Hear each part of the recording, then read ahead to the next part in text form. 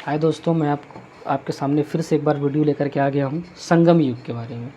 आपको पता है पूरी सीरीज चल रही है, आप जाकर के फिर से पूरी वीडियो देख सकते हैं। मैं जीएस जीके की वीडियो पढ़ा रहा हूँ, जीएस जीके पढ़ा रहा हूँ, लूसेंट से पढ़ा रहा हूँ ताकि आपको सब समझ में आए। क्वेश्चन में कहाँ से एग्ज़ाम में कहाँ से क्वेश्चन पूछते हैं। 40 क्वेश्चन आते हैं, 40 मार्क्स के आते हैं और आपको ये 40 के 40 और उसके लिए आपको 24 मिनट भी मिलने वाले हैं। लगभग एक क्वेश्चन करने के लिए आप 36 सेकंड मिलेंगे आपको, एक क्वेश्चन करने के लिए 36 सेकंड के आसपास। तो ये बहुत ध्यान रखना है आपको कि मुझे कैसे करके आपको एग्ज़ाम क्वालिफ़ाई करना है।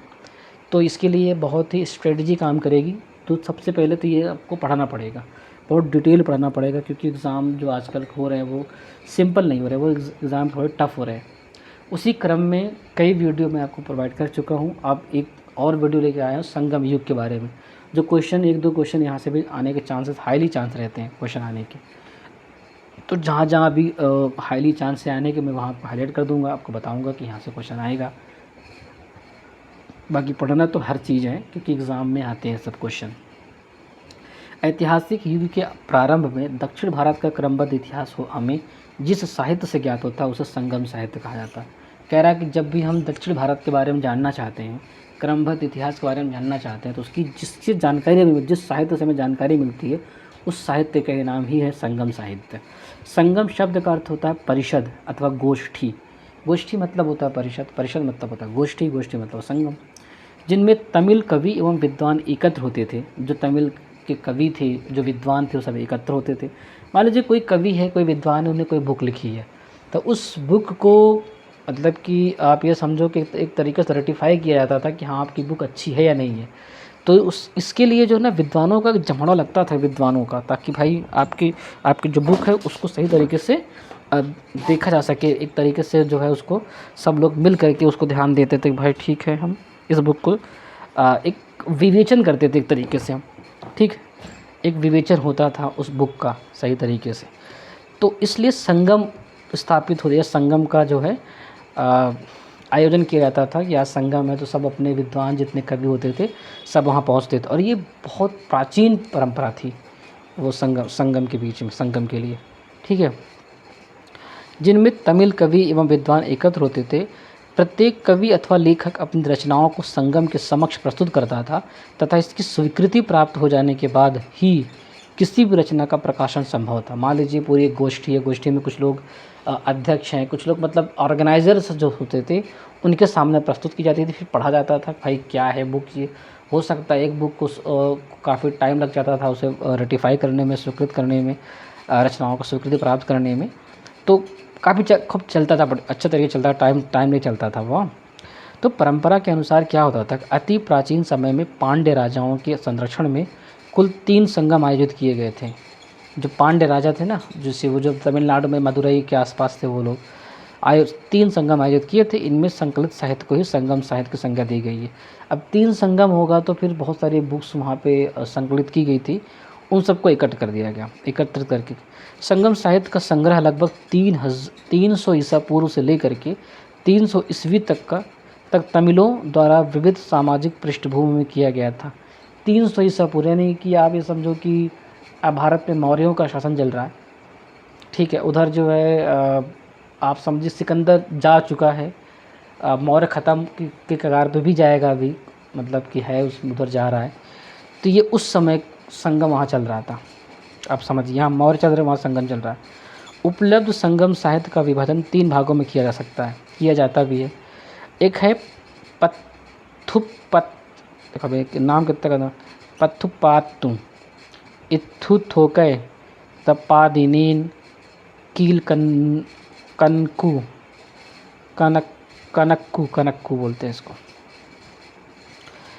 पत्थुपातु, इत्थुथोकै, पादिनीन, कील कनक्कू। तिरुवल्लुवर कृत कुराल तमिल साहित्य का एक आधारभूत ग्रंथ बताया जाता है। जो तिरुवल्लुवर कुराल एक तमिल साहित्य था, कुराल, इसको लिखा था किसने, तिरुवल्लुवर ने लिखा था, ठीक है, आधारभूत ग्रंथ बताया जाता है। और इसका विषय क्या था, इसका विषय त्रिवर्ग आचार शास्त्र, राजनीति, आर्थिक जीवन एवं प्रणय से संबंधित है। क्या पता कभी क्वेश्चन पूछे, लेकिन इतना टफ क्वेश्चन तो नहीं पूछेगा। तभी तो जितना मैंने पढ़ा है उसमें क्वेश्चन ये पूछ सकता है कि संगम किसके काल में हुआ, तो आप बताना पांडव के काल में 3 हुआ था।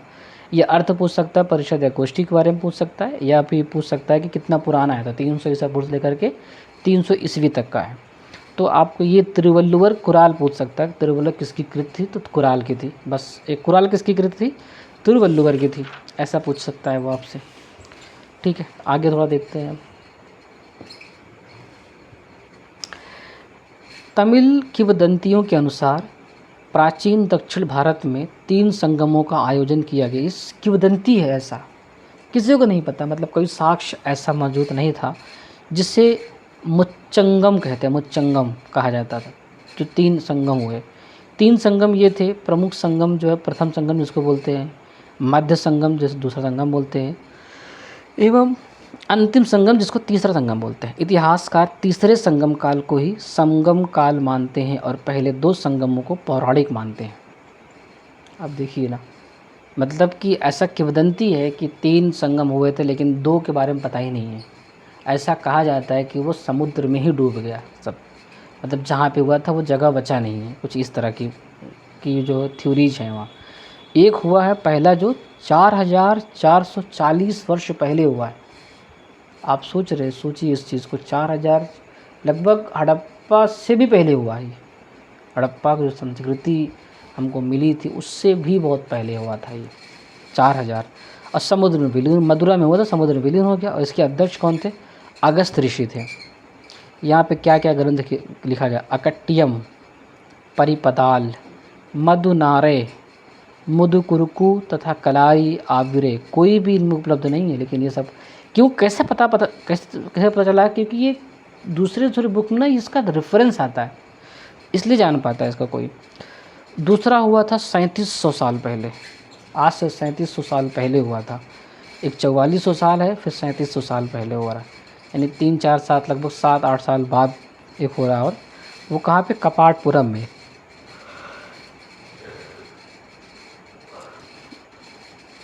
ये अगस्त ऋषि ही कर रहे हैं। एलेवाई समुद्र में ये भी विलीन हो चुका है। तो काप्यम तमिल व्याकरण, ये तो है रचनाकार तो कापियर, तोलकापियर और तोलकापियम एक बुक है जिसको तोलकापियर ने लिखा है। और ये तमिल व्याकरण है, ये बहुत इम्पॉर्टेंट बुक है ये, इसको भी लोग पढ़ते हैं और एग्ज़ाम में क्वेश्चन पूछता है कि तमिल व्याकरण के बारे में आप बताओ। जैसे महाभाष्य लिखा था जिसको पतंजलि ने लिखा है, तो कहते हैं ना कि अच्छा ये भी तो कुछ बुक है। इसी तरह से तमिल व्याकरण की बुक ये तोलकापियम है, जो तोलकापियर ने लिखा था। तीसरा संगम बहुत इंपॉर्टेंट, जो 1850 यानी 1850 साल पहले आज से हुआ था, ये मदुरा में हुआ था। नक्कीरर इनके अध्यक्ष थे। यहाँ पे कई बुक लिखी गई हैं, जैसे नेदुनथोकय, कुरुनथोकय, नत्रिनई, एंकुरु भुरु भूरु, परिपादल कुथु, वरी पेरिसय तथा सित्रिसय आदि, ये सब बुक्स हैं लिखी गई हैं वहाँ पे। कवियों और विद्वानों की परिषद के लिए संगम नाम का प्रयोग सर्वप्रथम 7वीं सदी के प्रारंभ में शैव संत यानी नैवनार तिरुनाबुक्करशु यानी अप्पार ने किया था। किसी को पता ही नहीं था उसके पहले कि इसका नाम संगम है। तो संगम नाम ही रखा था किन्होंने, इन्होंने रखा था, तिरुनाबुक ने रखा था, तिरुनाबुक्करशु ने रखा था। संगम काल के बारे में विषय देने वाले अन्य स्रोत, और ऐसे कौन से स्रोत हैं जो संगम काल के बारे में जानकारी देते हैं, तो अशोक के अभिलेखों के बारे में चोल, पांड्य एवं चेर के बारे में बताया गया। जब अशोक के काल पढ़ते हैं आप तो उसमें चोल, चेर, पांड्य के बारे में बताया गया कि ये भी जो है दक्षिण भारत में शासक हुआ करते थे, शासन होता उनका भी होता था। मेगस्थनीज ने बताया, स्ट्रैबो ने बताया, प्लिनी ने बताया, टॉलमी ने बताया, जैसे यूनानी लेखक ने पश्चिम एवं दक्षिण भारत के बीच वाणिज्यिक व्यापार संपर्कों के बारे में उल्लेख किया। कह रहा था कि वो व्यापार होता था भारत में भी। कलिंग के जो खारवेल के हाथी गुम्फा शिलालेख में तमिल राज्यों का उल्लेख मिलता है। हाथी गुम्फा अभिलेख में मिलता है। हाथी गुम्फा अभिलेख जो ये आपका कलिंग वाला है, वहाँ से उनकी जानकारी मिलती है। उन्होंने जो हाथी गुम्फा अभिलेख खारवेल ने जो स्थापित किया था उससे मिलती है जानकारी।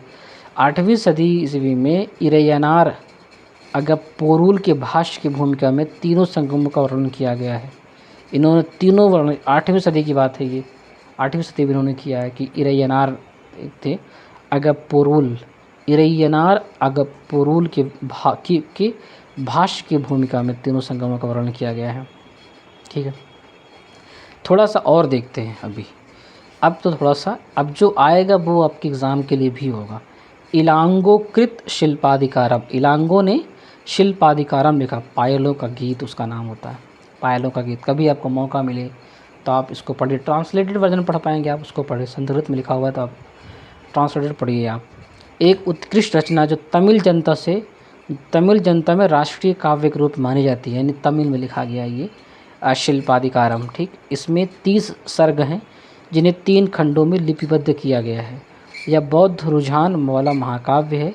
इसमें कावेरी पट्टन के कोवलन, उसकी पत्नी कण्णगी एवं नर्तकी माधवी की प्रेम कहानी है। जो कोवलन है वो प्यार करता है किससे? माधवी से प्यार करता है, लेकिन कोवलन की पत्नी कौन है? वो कण्णगी है। ये इसकी कहानी है, ये शिल्पाधिकारम, बहुत ही शानदार कहानी है। पायलों का गीत, जो पायल खो जाता है इसकी वाइफ का, तो उसको जो है माधवी पर जो है इल्ज़ाम लगा देता है कि तुमने चुराया है। कुछ इस तरह कहानी है, बहुत शानदार। फिर कैसे ये कोलन बचाता है, कैसे दोनों चले जाते हैं कहीं और। अभी एक बुक और लिखी जाएगी, मदुरा के बौद्ध धर्मावलंबी व्यापारी शीतलय सत्तानार ने मणिमेकलई की रचना की। अभी मणिमेकलई, ये कोवलन और ये इसकी पत्नी, ये माधवी, इसकी माधवी की एक बेटी होगी। अब उसका संबंध किससे, अब देखो उसका संबंध किससे हो जाएगा। मणिमेकलई की रचना की, इसमें 30 सर्ग के अतिरिक्त एक प्रस्तावना भी है। इसमें जैन प्रभाव है, उसमें बौद्ध था, इसमें जैन प्रभाव है। ठीक है, इसमें राजकुमार उदय कुमारन है एवं मणिमेकलई कोवलन एवं नर्तकी माधवी की पुत्री है। अभी जो मणिमेकलई है ना, एक ये पुत्री है, किसकी पुत्री है? ये जो पहले वाली हम पढ़े थे ना, कोवलन और माधवी, इन दोनों की एक बेटी है, उसका नाम मणिमेकलई है। इसका जो है इश्क किससे हो गया है? उदय कुमारन से हो गया है। इसकी कहानी रची गई है और जैन प्रभाव इस पे है। इस ग्रंथ की कहानी दार्शनिक एवं शास्त्रार्थ संबंधी बातों के लिए बनाई गई है और इसका महत्व मुख्यतः धार्मिक है। नीलकंठ शास्त्री के अनुसार यह बौद्ध लेखक दिंगनाथ 5वीं सदी की कृति न्याय प्रवेश पर आधारित है। ये तो बाद में लिखी गई है, लेकिन 5वीं सदी में एक बुक लिखी गई थी, न्याय प्रवेश, और उसके लेखक दिंगनाथ थे, उस पर आधारित ये बुक, ऐसा ये मानते हैं।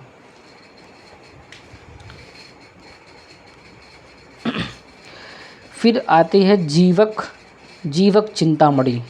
इस संगम काल के बहुत बाद की रचना है। इसकी रचना का श्रेय जैन भिक्षु तिरुत्तक देवर को दिया जाता है। कहा जाता है कि तिरुत्तक देवर पहले चोल राजकुमार था जो बाद में जैन भिक्षु बन गया। अब ये चोल चेर पांड्य 3 ही वहाँ पे शासक हैं, 3 ही राज्य वहाँ पे हैं जो बहुत ही प्रभावी राज्य वहाँ पे स्थापित होंगे, हैं अभी भी, मतलब उस समय थे, ये मैं कहना चाह रहा हूँ। तोलकाप्पियम तमिल व्याकरण, तोलकाप्पियम ये तमिल व्याकरण है, बहुत इंपॉर्टेंट है। 5वीं सदी के बाद बहुत सी प्रसिद्ध तमिल रचनाएं नैतिक एवं दार्शनिक उद्देश्यों से लिखी गई, जिसमें तिरुवल्लुवर की तिरुकुरल सबसे प्रसिद्ध है। तिरुवल्लुवर की तिरुकुरल सबसे प्रसिद्ध है। रामकथा के अनेक तमिल संस्करण हैं, जिनमें सबसे प्रसिद्ध कंबन की इरामावतारम है। कंबन की इरामावतारम। संगम साहित्य के काव्य को 2 श्रेणियों में बांटा गया है, अकम और पुरम। अकम काव्यों का मूल विषय प्रेम प्रसंग है, अकम, जबकि पुरम काव्यों का विषय युद्ध है। तो अकम कभी होगा, कभी पुरम कभी होगा। तो ये जो संगम साहित्य हैं, जो इनकी काव्य की श्रेणियाँ 2 भागों में बांट दिया, एक अकम, एक पुरम। पुरम आपको पता है ना, कुछ वो युद्ध से संबंधित, जिसमें हम कहते हैं कि किला से संबंधित कोई चीज़, उसको पुरम बोलते हैं। हम जब पढ़ रहे थे, वैदिक काल पढ़ रहे थे ना, तो जो वहाँ भी पुरम आया था एक बार, अगर आपको याद हो तो। जो कौन से देवता हैं जिन्होंने पुरम को तोड़ने की जिम्मेदारी ली थी, ये आप कमेंट बताना है। क्वेश्चन कहीं से उठ सकता है, किसी तरह से क्वेश्चन उठ सकता है, तो आपके लिए भी ध्यान रखना है सब चीज़ों को। उसके बाद संगम साहित्य में हमें तमिल प्रदेश के 3 राज्य चोल, चेर तथा पांड्य का विवरण प्राप्त होता है। उत्तर पूर्व से चोल हैं। उत्तर पूर्व मतलब जैसे अब दक्षिण में आप जाओ, इतना बड़ा दक्षिण है, हाँ ऐसे कहो इसको। ये उत्तर हो गया ऊपर वाला, ये पूरा भी ये हो गया। इधर आप देखोगे कोने पे तो आपको मिलेगा चोल, ठीक है। उत्तर पूर्व में चोल और दक्षिण पश्चिम में, जब दक्षिण आओगे इधर, पश्चिम इधर, यहाँ पे देखो तो चेर है, तो ये चोल ये चेर। दक्षिण पूर्व ये है तो यहाँ पे आ जाएगा पांड। तो चोल चेर पांड, चोर ये हैं, चेर ये हैं, पांडे। इस तरह से शासन का एक खाका उनका उनका बना हुआ था और वो शासन इसी हिसाब से करते थे, ठीक है। आगे देखते हैं। संगम युगीन राज्यों में सर्वाधिक शक्तिशाली चोलों का राज्य था। यह पिन्नार तथा दक्षिणी वेल्लारो नदियों के बीच स्थित था। इसका सबसे प्रतापी राजा करिकाल था। संगम युगीन में जो चोल का राज्य था वो सबसे महान था और पेन्नार तथा दक्षिणी वेल्लारू नदियों के बीच स्थित था। वहाँ पे दो नदी बहती हैं, पेन्नार और वेल्लारू। उन्हीं दोनों नदियों के बीच में ये अवस्थित था। ये भी आपको याद रखना है, ठीक है। करिकाल ब्राह्मण मतानुयायी था और उसने ब्राह्मण धर्म को राजकीय संरक्षण प्रदान किया। और पत्तिनपालय में करिकाल के जीवन और सैन्य अधिग्रहण को दर्शाया गया। संगम साहित्य के विभिन्न कविताओं में वेंडी युद्ध का उल्लेख मिलता है, जिसमें करिकाल ने पांड्य तथा चेर सहित 11 राजाओं को पराजित किया है। 11 राजाओं को पराजित किया किसने? करिकाल ने। कितना इम्पोर्टेंट है ये। उसने पुहार या कावेरी पत्तनम शहर की स्थापना की और अपनी राजधानी उरैयूर से कावेरी पत्तनम में स्थानांतरित की। इसने कावेरी नदी के मुहाने पर बांध बनवाया तथा सिंचाई करने के लिए नहरों का निर्माण करवाया। पेरुनानुपादे में करिकाल को संगीत के सप्त स्वरों का विशेषज्ञ बताया गया है। संगम युग का दूसरा राज्य चेरी का था, जो आधुनिक केरल प्रांत में स्थित था। इस राज्य के कुछ प्रमुख राजा हुए उदयनजीरल लगभग 130 ईस्वी, नेंदुजीरल आदन 150 ईस्वी और सेनगुट्टुवन 180। ये सब नहीं आएगा। सेनगुट्टुवन ने अधिराज की उपाधि ग्रहण की। इसने पत्तिनी नामक धार्मिक संप्रदाय को समाज में प्रतिष्ठित किया। पत्तनी एक समाज था। कभी आता नहीं एग्जाम में ये, लेकिन क्या पता कभी आ ही जाए। थोड़ा सा आपको ध्यान से पढ़ना है इसको। संगम युग का तीसरा राज्य पांड्य का था। पांड्यों का तीसरा राज्य, एक तो चेर का तो हो गया, चोल का ऊपर था, चेर का ये है, पांड्य का आप देख लेते हैं। संगम युग का तीसरा राज्य पांड्य का था, जो कावेरी के दक्षिण में स्थित, कावेरी नदी है ना, उसके दक्षिण में स्थित था। इसकी राजधानी का मदुरा में थी। पांड्य राजाओं ने नेडुंजेलियन लगभग 210 सबसे शक्तिशाली शासक था। 210 ईस्वी में पांडवों का पहला उल्लेख मेगस्थनीज ने किया है। मेगस्थनीज ने पहला उल्लेख किया पांडवों का। उसने इस राज्य को मोतियों के लिए सबसे प्रसिद्ध बताया। नल्लिवकोडन संगम युग का अंतिम ज्ञात पांड्य शासक था। याद रखिएगा ये चीज़, नल्लिवकोडन संगम युग का अंतिम ज्ञात पांड्य शासक था। संगम युग में राज्य को मंडल कहा जाता था। जो राज्य था उसको मंडल बोलते थे संगम युग में। हर जगह राष्ट्र बोल रहे हैं, कहीं पे कुछ बोल रहे हैं, तो यहाँ पे मंडल कहा जाता है। संगम युग में राज्य को मंडल कहा जाता है। राजा को जन्मदिन पेरुनल कहलाता था। जब राजा का जन्मदिन है तो हम उसको बोलते थे पेरुनल बोलते थे। हाँ, संगम युग में मंत्रियों को अमायचान या अमायचार कहा जाता था। राजधानी में एक राज्यसभा होती थी, जिसे नालवे कहा जाता था। नालवे, यह राजा के साथ न्याय का कार्य करता था। राजा देश का प्रधान न्यायाधीश तथा सभी प्रकार के मामलों की सुनवाई की अंतिम अदालत होता था। राजा के न्यायालय को मनरम कहा जाता था। चोरी तथा व्यभिचार के अपराध के, अगर किसी ने चोरी किया, व्यभिचार के अपराध के लिए मृत्युदंड दिया जाता था। मृत्युदंड देते थे उसको। हाँ, और झूठी गवाही देने पर जीभ काट ली जाती थी। यही चलता था भाई संगम में पांड्य के राजाओं के साथ। भूमिकर, नकद तथा अनाज दोनों रूपों में अदा किया जाता था। संभवतः यह उपज का छठा भाग होता था। ठीक था यार, छठा भाग, किंतु कभी कभी इसे बढ़ाया जाता था। व्यापारियों से सीमा शुल्क एवं चुंगी वसूल की जाती थी। सेना के सेनापति को एनाडी की उपाधि दी जाती थी। सेना के अग्र टुकड़ी को तुशी तथा पिछले टुकड़ी को कुल कुल कुले, तुशी पिछले टुकड़े को कुले कहा जाता था। सेना में विल्लाल यानी घनी कृषक भर्ती किए जाते थे। ठीक है। उसके बाद आप देखिए कि सेना चतुरंगड़ी होती थी, जिसमें अश्व, गज, रथ तथा पैदल सिपाही सम्मिलित थे। नगाड़ा एवं शंख बजाकर सैनिकों को बुलाया जाता था।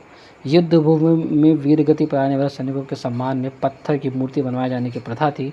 इस प्रकार की मूर्तियों को नड्डुकल या वीरक्कल कहते थे।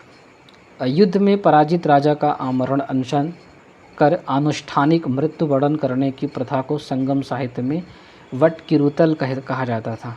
अगर युद्ध में पराजित राजा का आमरण अनशन कर आनुष्ठानिक मृत्यु वरण करने की इस प्रथा को संगम कविताओं में वट किरुतल कहते थे। बताइए, मतलब अगर तुम हार गए ना तो तुम्हें खुद से मरना पड़ेगा, फिर तुम्हें अनशन कर देना पड़ेगा। कौन सा अनशन करना पड़ेगा आपको पता है? आमरण अनशन। बस गए तो राजा गए। राजा अपने आवास की रक्षा के लिए सशस्त्र महिलाओं को तैनात करता था। अभी क्या रक्षा करेंगी, करती थी या नहीं करती थी, कैसे करती, किन की महिलाओं को ये तैनात करते थे। युद्ध में बंदी स्त्रियों को दासी बनाकर उनसे मंदिरों में दीपक जलाने का कार्य कराया जाता था। बताइए, उनको पकड़ लिया तो मंदिर में ले जाकर रख दिए उन्होंने। संगम काल में समय जानने के लिए जल घड़ी का प्रयोग किया जाता था। मतलब वो सूर्य निकलता है तो किस तरह से यूज़ करते थे। संगम काल कुछ अन्य बात, एक है पुलयन, दस्तकारों का एक वर्ग जो रस्सी तथा पशुचर्म की सहायता से चारपाई एवं चटाई बनाने का काम करता है, उसको पुलयन बोलते थे। कभी ऐसे आपसे ये क्वेश्चन आ सकता है, मतलब पूछे ये वर्ड दे देगा तो कहेगा किससे संबंधित है। एनियर क्या है? शिकारियों की एक जाति एनियर बोलते हैं। और मलवर क्या है? लूटपाट करने वाली जाति मलवर कहलाती है। ठीक है, थोड़ा सा आगे बढ़ते हैं। और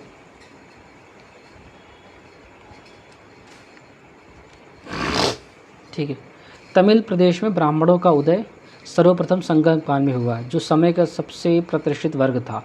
उसकी हत्या को सबसे बड़ा अपराध माना जाता था। संगमकालीन ब्राह्मण मांस भक्षण करते थे तथा सुरा पीते थे। ले भाई, क्योंकि दक्षिण भारत में ये तो प्रथा आम थी। ब्राह्मणों के पश्चात संगमकालीन समाज में वेल्लार वर्ग का स्थान था। पहले ब्राह्मण फिर वेल्लार वर्ग का स्थान था। इसका मुख्य पेशा कृषि कर्म था। वेल्लार के प्रमुख को वेलिर कहा जाता था। खेतों में काम करने वाले मजदूरों को कडेंसियर कहते थे। जो खेतों में काम करते कडेंसियर उसको बोलते थे। संगम साहित्य में व्यापारी वर्ग को वेनिगर कहा गया। संगम साहित्य में दास प्रथा के अस्तित्व का प्रमाण नहीं मिलता है, ये सबसे बड़ी बात है। संगम साहित्य में आप जाओगे तो वहाँ दास प्रथा का कोई जिक्र नहीं मिलेगा आपको। तोलकाप्पियम नामक तमिल रचना से ज्ञात होता है कि संगम काल में विवाह को संस्कार के रूप में मान्यता प्रदान की गई। इसमें हिंदू धर्मशास्त्रों में वर्णित विवाह के 8 प्रकार, जैसे ब्रह्म, दैव, आर्ष, प्रजापत्य, असुर, गंधर्व, राक्षस तथा पैशाच का उल्लेख मिलता है। प्रणय विवाह की मान्यता दी गई थी, जिसे पंचतीर्णय कहा गया है। एक पक्षी प्रणय को कैकिर्णय व अनुचित प्रणय को पेरुंदिर्णय कहा गया है। कैकिर्णय और पेरुनिदय एक पक्षी प्रणय, अगर शादी हो रही है और अनुचित प्रणय हो रहा है तो हम उसको बोलेंगे पेरुंदिर्णय। संगम काल में चावल मुख्य खाद्यान्न था। अभी भी चावल वहाँ पे दक्षिण तरफ जाओगे तो चावल मिलता है। इसे दूध मिलाकर सांभर नामक खाद्यान्न तैयार किया जाता है। अभी भी सांभर बहुत वहाँ फेमस है। नर्तक नर्तकियों व गायकों के दल घूम घूम कर लोगों का मनोरंजन किया करते थे। संगम साहित्य में पाउडर व विडेलियर कहा गया है। ठीक है। तमिल साहित्य में मच्चेलियर तथा ओवैयर जैसी कवित्रियों की चर्चा हुई है, जिससे स्पष्ट है कि इस काल की स्त्रियां सुशिक्षित होती थी।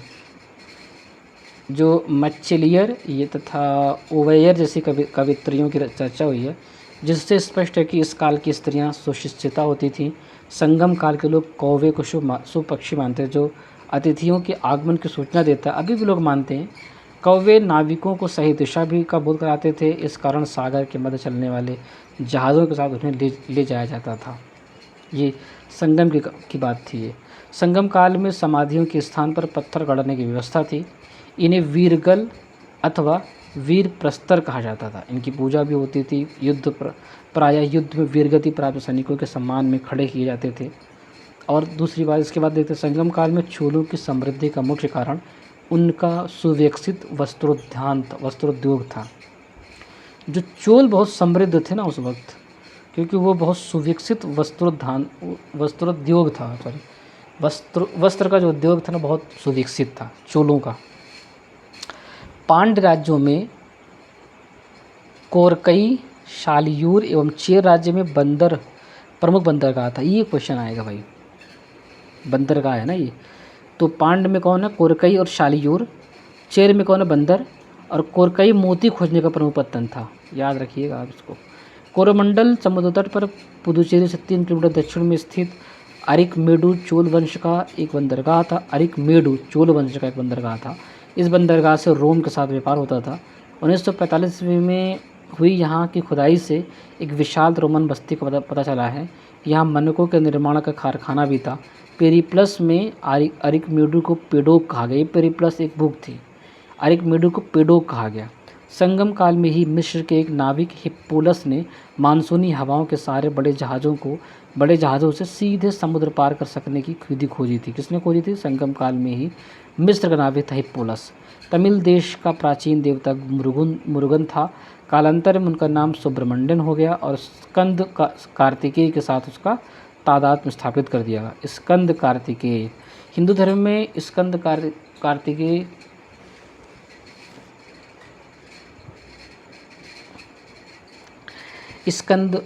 तमिल देश का प्राचीन देवता मुरुगन था। कालांतर में उसका नाम सुब्रमण्यम हो गया और स्कंद कार्तिकेय के साथ उनका तादात्म्य स्थापित कर दिया। हिंदू धर्म में स्कंद कार्तिकेय को शिव पार्वती का पुत्र माना गया। अभी आ गया ना यहाँ पे, शिव पार्वती का पुत्र माना गया। स्कंद का एक नाम कुमार भी है और तमिल भाषा में मुरुगन शब्द का यही अर्थ होता है, कुमार। मुरुगन का प्रतीक मुर्गा माना जाता है तथा उसके विषय में यह मान्यता थी, उसी पर्वत पर क्रीड़ा करना अत्यधिक प्रिय है। उसका अस्त्र बर्छा था। कुरवस नामक एक पर्वतीय जनजाति की स्त्री को मुरुगन की पत्नियों में से माना गया है। कुरवस नामक एक पर्वतीय जनजाति की स्त्री को मुरुगन की पत्नियों में माना गया है कि इनमें से कोई एक पत्नी इनकी है। वर्ण का सामाजिक वर्गीकरण संगम कवियों को ज्ञात था। जो सामाजिक वर्गीकरण था वर्ण का, वो संगम कवि को ज्ञात था। संगम साहित्य में पवित्र या जादुई शक्तियों में विश्वास जताया गया है, जिसे अनुकू कहते हैं। अनुकू इसका मतलब था कि ये जादुई शक्तियों में विश्वास दिखाते थे इसे, ठीक है। इस तरह से हमने संगम को थोड़ा सा पढ़ा है, संगम काल को। और हम आपके लिए अगली वीडियो में लेकर आएंगे, गुप्त काल को लेकर के आएंगे। संगम बहुत इम्पॉर्टेंट है, लोग संगम को छोड़ देते हैं, संगम को समझ नहीं पाते सही तरीके से। अभी कुछ चीज़ें बहुत, जैसे चोल चेर पांड आपको याद रखना है। आपको चोल के बारे में, चेर के बारे में और पांड्य के बारे में तो सबसे ज़्यादा जानकारी आपको रखनी है चेर के बारे में, चोल के बारे में और पांड्य के बारे में। चेर थोड़ा कम भी पढ़ोगे चलेगा। तो आप चोल के बारे में क्या पढ़ोगे? उनके बंदरगाह को पढ़ोगे, उनके बंदरगाह को पढ़ोगे, उस वक्त की जो सामाजिक स्थिति थी उनके बारे में पढ़ोगे। यही काम आपको पांड्य के बारे में भी करना है, उनके समाज के बारे में पढ़ना है और आपको उनकी जानकारी रखनी है आपको उनके पास की। तो आप जो है जो संगम में 1-2 क्वेश्चन बनने की संभावना रहती है। क्वेश्चन तो बनते हैं, 4-5 क्वेश्चन बनने की संभावना रहती है कभी भी, लेकिन एक आध क्वेश्चन तो आने की संभावना यहाँ से भी रहती है। तो इसलिए हमने इसको पढ़ा दिया आपको, ताकि आप इसे सही तरीके से समझ सकें। अब हम अगला वीडियो लेकर के आएंगे गुप्त साम्राज्य के लिए, ठीक है। गुप्त साम्राज्य में बहुत ही इम्पॉर्टेंट है तो गुप्त साम्राज्य भी, और उससे भी संभावना रहती है क्वेश्चन खूब ज़्यादा आने की। तो अभी वीडियो को आप लाइक करिए, सब्सक्राइब करिए और आगे बढ़ाइए, शेयर भी करिए इसको। और मैं आपको अगली वीडियो जो दूंगा वो गुप्त साम्राज्य की बारे में दूंगा। और हो सकता है कि 2 वीडियो और लाएंगे तो आपका पूरा सिलेबस पूरा हो जाएगा एंशिएंट का। फिर हम मेडिवल शुरू करते हैं। मेडिवल मुश्किल से 2-3 वीडियो में आ जाएगा, पूरा मेडिवल हो जाएगा हमारा। फिर अब जो थोड़ा बचेगा, फिर जो सबसे चैलेंजिंग पार्ट होगा वो हमारा मॉडर्न इंडिया होगा, ठीक है। मॉडर्न इंडिया का वीडियो भी आपको मिलना शुरू हो जाएगा जल्दी ही। और इसलिए आप बस पढ़ते रहिए सही तरीके से, आप काम करते रहिए, आपके लिए एग्ज़ाम आसान हो। ठीक है, फिर मिलते हैं। Thank you.